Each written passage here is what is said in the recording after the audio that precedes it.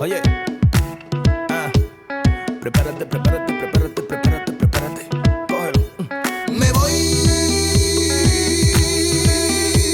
pa' mi casa. Agua. Me voy pa' mi casa. Just look at these. I just love that.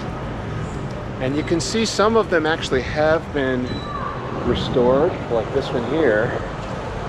And you see some netting over this one over here.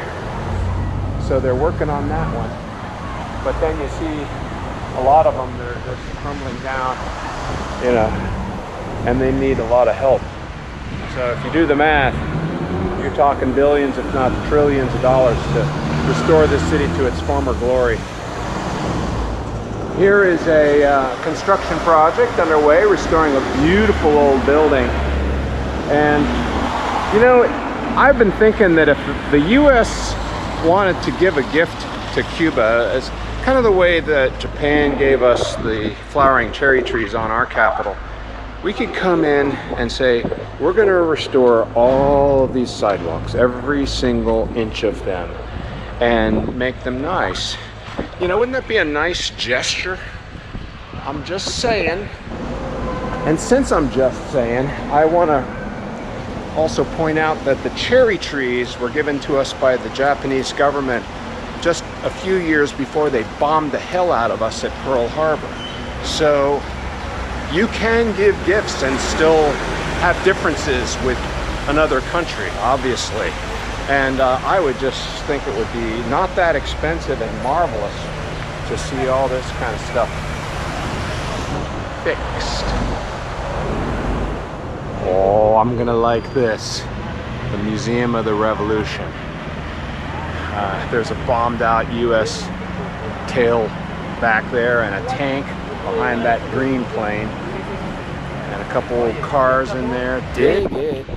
That huge building that is being beautifully restored houses all the photos and history of the revolution, which took place mostly in the 50s, 60s. Che Guevara was killed in 1967. And really interesting, not really very anti-American, I'll say. It was mostly railing against the Batista government, which I take was some kind of puppet government backed by the US. And the CIA, you know, they really didn't like those guys because they claimed they were poisoning their pigs and their tobacco and all kinds of things. I didn't really pick up in any rancor against Americans. Other, you know, John Kennedy, they didn't like him too much because, you know, he was barricading the island before the Cuban Missile Crisis and cutting off supplies of oil, and I had some heartburn over that. But in any event, I'm going to get to the good stuff now, which is all the big toys. Here's something I've never heard about. Apparently, a U-2 spy plane, an American U-2, was shot down by the Cubans in 1962 during the alleged Cuban Missile Crisis by one of these missiles. And this is the tailpiece from another U.S. plane, very proudly displayed here, along with a Soviet tank considered the best of its kind and used by Fidel Castro to fire the fatal shot at the American ship, the USS Houston. In the opposite direction of turning your swords into plowshares, this is where they turned tractors, farm tractors, into weapons of war. Well, now that I've been re-educated on how the imperialist US and its puppet government tried to oppress the Cuban people, I think I'll try to go find some coffee and a piece of cake. Coffee, yes. Cake, probably not. Seems like bakeries are hard to come by in Havana. Well, we'll give it a shot. In the meanwhile, a tank. Yeah, I don't mean to sound snarky about the revolution. I get it, it's like voltage, if you have two poles that have a charge becomes too great between the two poles, it creates a spark. And that's kind of what happens with wealth. If too much wealth gets accumulated by one pole and not enough by the other, there's going to be a revolutionary spark. And that's what happened here. That's what happens all of these places where people finally just say, "C'est bon," enough. We're not just going to stand by and let a 1%, I guess you can say, accumulate all the wealth and live in splendorous mansions like that and dine on hummingbirds on gold plates while we're out in the fields starving and sweating our asses off. So, I get it.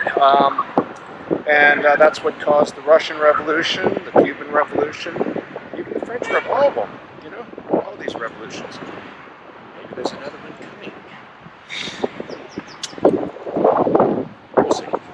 Coming up in the final part of this video, I ply the streets and alleys of Havana in a quest to find a decent cup of coffee.